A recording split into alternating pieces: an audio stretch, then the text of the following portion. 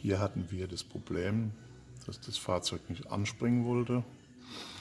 Nachdem ich dann die Peripherie geprüft hatte, war klar, dass die abgasbeheizte Dose hier mit der Bimetallfeder, da ist noch ein kleiner Kolben drin mit einer Umlenkung. Ja, das war einmal komplett zugekokt, zugerußt und war noch ein bisschen Rostkrümel drin. Dann hatte die Mechanik innen drin blockiert. Das heißt, wenn ich Gas gegeben habe zum Starten, um die Starterklappen zu aktivieren, das zeige ich jetzt.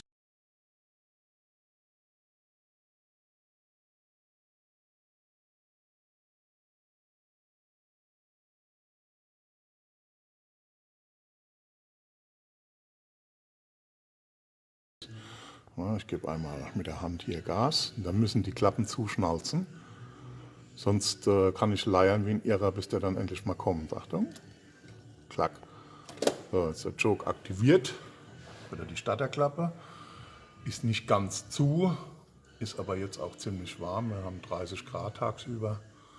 Das passt. So, und jetzt werde ich den mal starten. Und dann werden wir sehen, was passiert. Wir starten mit 6 Volt, weil das ist ein originales 6 Volt Auto.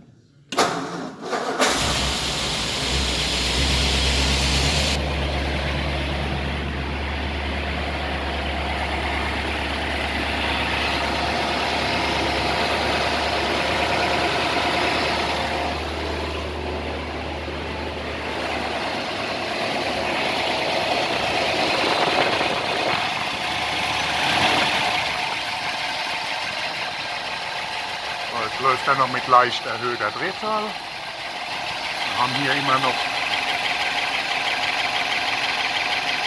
die Schnellleerlauferhöhung. Lassen wir mal kurz laufen